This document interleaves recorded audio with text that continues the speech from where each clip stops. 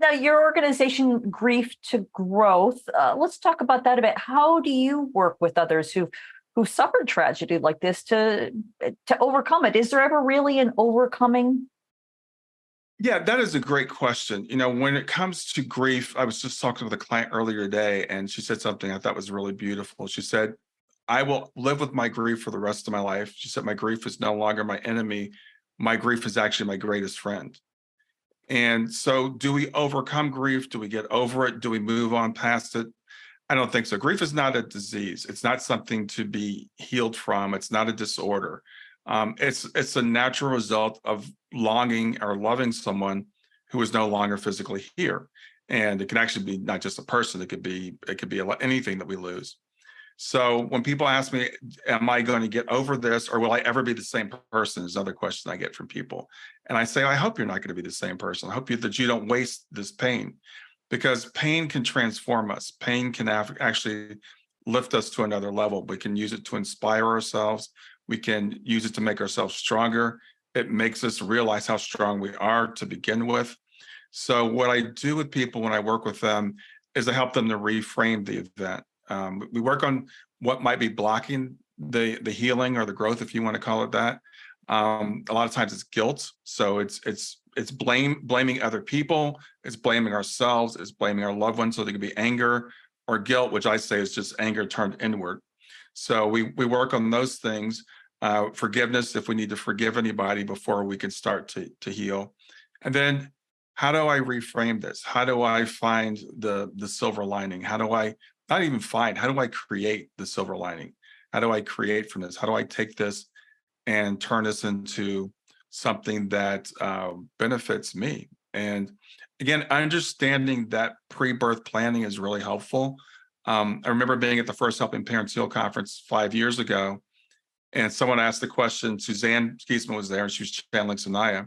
And someone asked Sanaya, why did we have to go through this? Why do we have to suffer this tragedy? Imagine 500 parents in a room who'd all suffered the same tragedy. And the answer from Sanaya, to paraphrase, was like, we don't see it as a tragedy from where we are. Your loved ones are still happy, healthy, and whole. Their lives did not end. They were not cut short. They just transitioned to a different form. They're still with you. They still love you. They still care about you. You will see them again. Now your journey, and this isn't what Sanaya said, but this is what I believe. Now our journey begins. Another journey begins for us. So we feel like our lives are over in a sense that that previous life is over. There's always going to be before Shayna passed and after Shayna passed. It's like um, AD and BC for me. I measure everything and like Shayna was here then, Shayna wasn't here then. So I'll never be that person I was before, but I can be an even better person. Yeah, yeah. Thank you. So when you are working with somebody, let's say it's somebody who's freshly bereaved, who hasn't done any kind of grief work, as I mentioned earlier, sometimes when you say things that, for those of us who aren't in that boat, it's easy to say, well, that this was planned, or they're still there with you, et cetera. But if you say this to people who are freshly bereaved, sometimes they can just get downright furious with you. So Sure. when you're working with somebody who's newly bereaved, who's still feeling the confusion, the angst, et cetera, how do you begin the process? So if somebody who's watching this is in that situation, when they're coming to somebody like you, what can they expect? How do they prepare? Let's Sure. talk about that a bit. Yeah, another great question. The thing is that you have to be very careful with these concepts because they can trigger really negative reactions. Guilt, for example, if I tell you that your daughter died so that you could grow, you might take that as, well, that's not fair. Why would I do that? Her life was cut short. So we have to approach those things very cautiously at the beginning. The other thing is, the first year or two of grief, in traditional grief counseling, they'll say in 6 months you should kind of be over someone who's passed, and maybe if it was, someone really close, maybe a year. I say a year or 2 years is still early grief. You're still going to be in shock. There's going to be some numbness.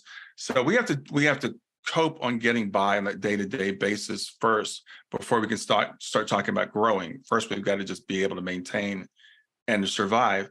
But it's also in that very early grief, giving people a sense of hope that it's going to be okay, that it's not going to be like this forever. Because I remember that first 3 years, I thought, this is it. This is how it's going to be forever. I'm always going to be sad. I'm always going to be angry. I'm never going to feel joy again. That's a very common response that people have because as humans, we kind of do that. Whenever we're in a bad situation, we're like, this is it. This is always going to be this way. So one of the things, if you get around people like Helping Parents Heal, it really gives you hope. Sometimes you look at those people. I remember meeting Elizabeth Bosan. I'm like, okay, I can never be like her because she's just like, just kind of seems like she's really gotten over it, to use that phrase.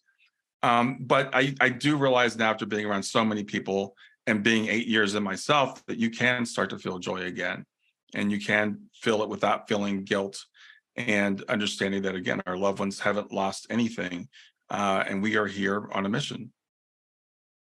Yeah. Now, I have no idea if you can answer this question, but it's coming to mind. In Mhm. your experience, in your opinion, in your reality, why does it hurt so horribly on this side of the veil when they, from what we hear from people like Suzanne, et cetera, Suzanne Giesman, they're happy, healthy, filled with joy. They're in a beautiful place. It seems like these are two such extreme sensations. In your view, Right. why Yeah. is that? It makes sense and I use analogies to help people come to grips with it. When our daughter, like my daughter went to college, my oldest daughter, I remember crying because she was going to be leaving the house for the first time and not living under my roof. But I didn't grieve her because I knew she was just 3 hours away. I knew I would see her again. I knew I could pick up the phone and call her. And even though I only saw her every few weeks or every few months, you don't grieve someone like that. When someone's on vacation, we don't grieve them because we know that they're not gone, they're in Italy. And I'm going to see them again, in a few weeks. So the reason why we grieve is because we don't truly believe that we're going to see them again. We don't truly believe that they're happy, healthy, and whole. We don't really understand that. We haven't taken that to heart, even though we might know that in our head. So once we have that, if we can use the analogy, like my daughter didn't die, she's just kind of off on vacation, or she's in college, or whatever you want to use, then it makes it easier to say, okay, I'm going to see her again. I don't need to grieve so heavily. From the other side, they have that perspective. They know. I mean, we might believe they know that they're going to see us again. Time is different for them as well. So it doesn't seem like, as long as we feel like, as we think, oh, I'm only 50, I have to do this for 40 years or whatever the number is we put on it. So on the other side, they just think, okay, well, I just saw you. I'll see you again, and it's going to be really soon. And meanwhile, I got things to do. You've got things to do. They do check in on us. They do still care about us. But just like a parent, when my daughter went to college, before that, I said goodnight to her every night, talked to her every night. But when she was in school, I didn't talk to her every night. She was doing her thing, and she had her life to live. So it's really getting that perspective that this life is not that long, and the older we get, the more we realize the time flies, and that we are going to see them again. So I think that's exactly why I believe that people do grieve so heavily. And when you can get that perspective, it takes the edge off. It doesn't take away all of it. There's still that feeling, I don't know how long it's going to be. There's still that time where, like, I just can't go one more day. I need to see you now. We still have those feelings every once in a while, but we can make that shift from that to, okay, what's their perspective? Oh, I will see you again. And by the way, I'm with you now.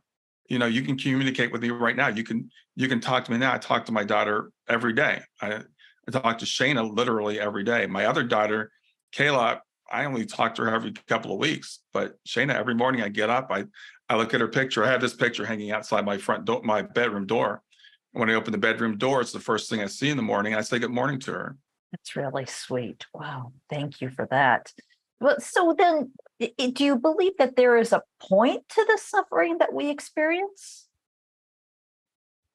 I do believe that there is. I think that we come to this earth in part to experience the separation, experience the loss. I was interviewing a guy for my podcast. I was actually reading in his book, and we always talk about, like, why do we come here? Is it for experiences? Is it for it to grow? And he said something I'd never heard before. He said, we want to feel that feeling of abandonment. And it kind of took me back. I'm like, what do you mean? But we want to know what it's like to be separate, because I believe on the other side, we're always so connected. We never have a need for anything. I think we're curious creatures. And we're like, what would it feel like to feel separate? And so I do think we come here for that. And death is the ultimate separation, at least from our limited perspective. And we have that feeling, and it really makes us appreciate, life. The fact that we know that life is fleeting, the fact that we know that it's short, the fact that we know that it's so fragile, really heightens our appreciation for the time that we do have here. Okay. All right. So then let's go back to the healing from the grief, something that may or may not ever happen. Mhm. What are some of the ways that people block themselves? I know you were talking about feeling guilt or forgiveness. Mhm. Are those the most common? For me, I see the most common is when we're placing blame, whether it's on ourselves, on our loved one who's passed, or whether it's on other people. I think that's the most common block. The other thing might be we equate the love with the pain, and we think if I let go of the pain, I'm letting go of the love. So we feel like, and I will never forget this when Shayna first passed. I don't know if it's true or not, but I heard that Thomas Jefferson, and he's one of my ancestors.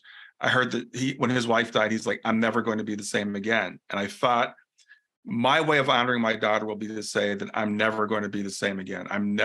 They're always going to say Brian was never the same. I thought that would be a great way to honor her. And I've seen people that hold on to that pain as a way of honoring their loved ones. So we have to learn that pain does not equal love. We do love them. We do have the pain because we love them, but we can let go of the pain without letting go of the love. Yeah, yeah, I hear you. In my own experience, I've felt that by ever being happy again, it's sort of doing a dishonor to them. That by my happiness, I'm sort of negating the fact that they ever existed. Is that a common one as well? It is. And it's interesting because you will find yourself having a moment of happiness, smiling or laughing, and quickly like stop, like I'm not supposed to be happy. Or I remember, because I cried every day, every single day for the first probably several years, couple of years at least. And when you have a time, it's like, well, I haven't cried recently. Does that mean I'm forgetting about them? Does that mean I don't love them?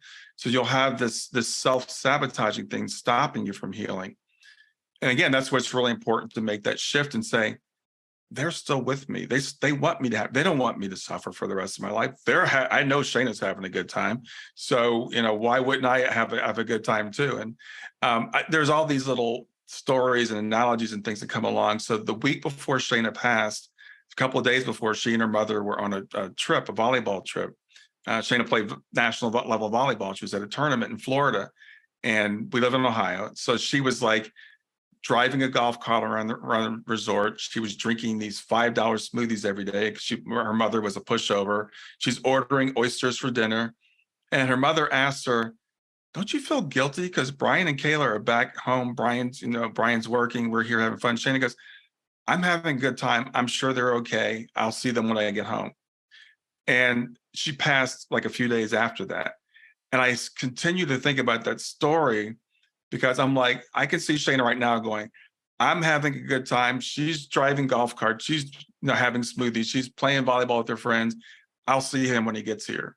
And so she doesn't want me to be sad. She doesn't want me to be miserable for the rest of our lives.